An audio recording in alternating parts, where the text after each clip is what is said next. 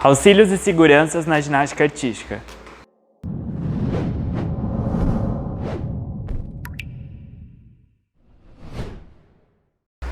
Olá, seja mais uma vez muito bem-vindo ao canal do Eleva. E hoje o conteúdo que a gente quer trazer para vocês é um que está muito presente na rotina de qualquer profissional envolvido com o ensino da ginástica artística, que são os auxílios e seguranças para o desenvolvimento dos atletas e alunos.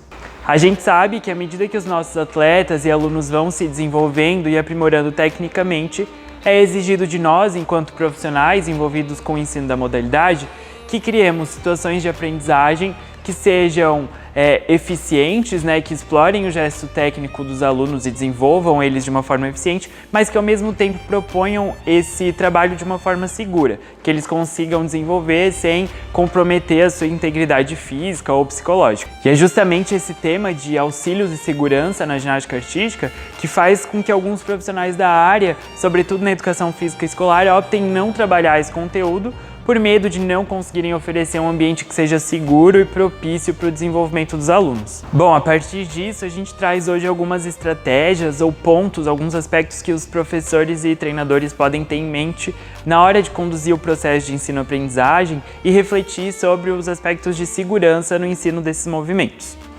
O primeiro deles refere-se a gente conhecer bem qual que é o elemento que está sendo proposto que o nosso aluno aprenda. A gente precisa entender qual que é a execução, quais gestos técnicos estão envolvidos nesse movimento, quais gestos motores.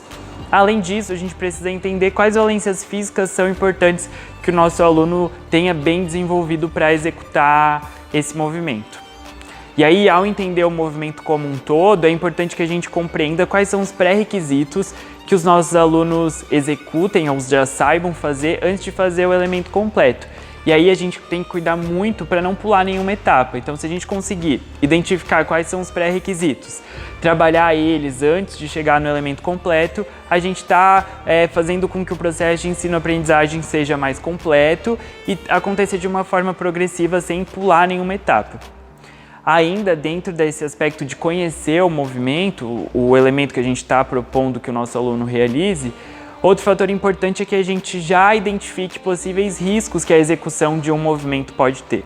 Um exemplo bem simples é o ensino do rolamento para frente, por exemplo. Na iniciação, os nossos alunos tendem a sobrecarregar a região cervical, apoiar a cabeça no chão, e então a gente já identificou que esse é um dos principais riscos na execução do rolamento para frente. A partir disso, quando eu for conduzir o processo de ensino-aprendizagem, eu já vou elencar estratégias ou educativos para que eles não realizem esse tipo de movimento e não sobrecarreguem essa região do corpo. Uma outra estratégia que a gente pontua aqui é que, além de ter um conhecimento mais aprofundado sobre aquele elemento que a gente quer ensinar aos nossos alunos, é importante que a gente conheça tão bem quem são os nossos praticantes, quem são os nossos alunos. E aí, conforme eles se comportam nas aulas, como eles respondem ao ensino de um movimento, a gente já consegue antecipar alguns fatores que podem ser barreiras no processo de ensino-aprendizagem e que podem vir a atrapalhar a segurança durante a execução. Então, um deles, por exemplo, muito frequente é o medo. A gente consegue identificar com os comportamentos, com os gestos que os nossos alunos vão demonstrando durante as aulas, como eles têm sentido em relação ao movimento novo. E aí a gente pode perceber se é necessário antecipar alguns educativos, propor maiores vivências, até que ele se sinta confiante e competente para executar um movimento mais complexo. Um terceiro ponto que a gente traz como uma estratégia para aumentar a segurança durante as aulas é que a gente permita o erro. Que a partir do erro a gente consiga ensinar aos nossos alunos a importância de cair corretamente. A gente sabe que em muitos momentos na ginástica a gente está preocupado com a execução técnica, o gesto técnico perfeito e correto. Mas é importante que os nossos alunos aprendam simultaneamente como cair de uma forma eficiente para evitar que uma queda em algum aparelho acabe resultando em um trauma e prejudique até a forma como o aluno se relaciona com a modalidade, com o ensino desses movimentos ginásticos. Então, um dos exemplos que a gente pontua que é bem clássico é o ensino da parada de mãos. Muitas vezes, quando os alunos ainda estão adquirindo maior controle corporal, eles tendem a jogar as pernas com uma impulsão grande, sem ter um controle efetivo, e podem cair do outro lado no chão ou no colchão, enfim, com a estrutura que a gente preparar, né? E aí uma possibilidade que a gente sempre ensina na iniciação é cair fazendo um rolamento, cair na ponte. e algumas variações para a gente evitar com que essa queda acabe resultando em uma lesão ou um possível trauma que dificulte o processo de ensino-aprendizagem no futuro. E a nossa quarta estratégia, que também ocupa uma importância muito grande nesse processo, é que o professor ou treinador saiba se posicionar corretamente na hora de fazer os auxílios.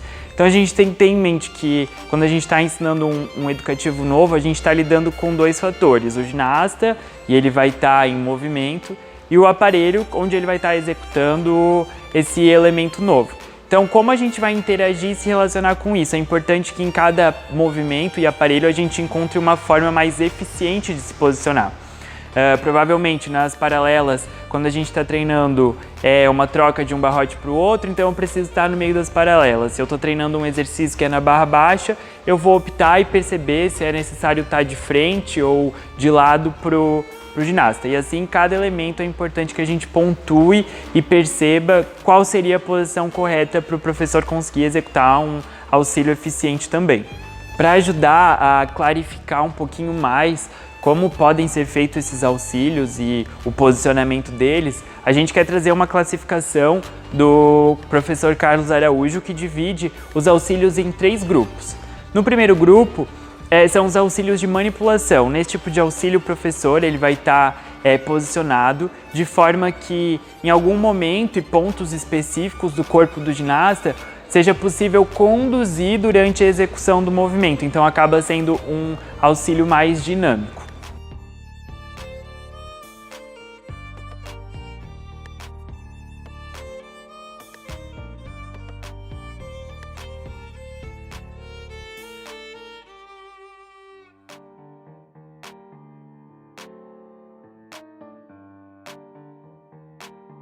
O segundo grupo são os auxílios de impulsão. Esse, ao contrário do primeiro grupo de auxílios, a gente não vai conduzir o ginasta durante todo o movimento, mas a gente vai identificar o momento em que ele precisa de uma maior impulsão para que seja realizado. E aí a gente consegue favorecer uma amplitude maior para que ele tenha tempo de realizar o movimento.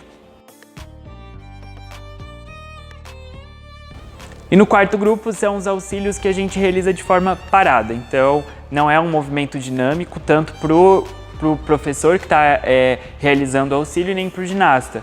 Por exemplo, a parada de mãos, onde um ginasta lança e o treinador segura para que ele possa executar as correções e adaptações durante o movimento.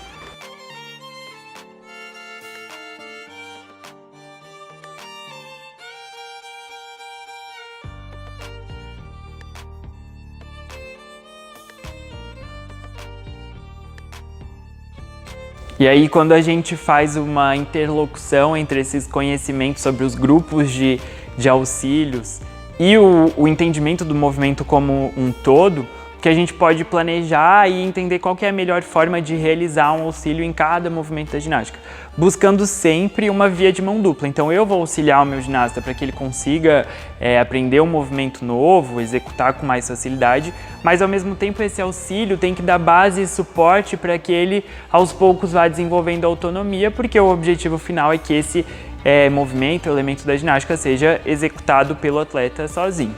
E um último aspecto que a gente queria destacar aqui, talvez não seja nenhuma estratégia, mas um ponto importante para fazer parte da filosofia do treinador ou do professor durante o planejamento das aulas, a condução das aulas ou no próprio processo de avaliação dessa relação de ensino-aprendizagem, é que o treinador tenha em mente que muito mais importante do que ensinar movimentos novos e complexos da ginástica é que a gente mantenha a integridade física e psicológica dos nossos atletas, sem pular nenhuma etapa durante o processo de treinamento.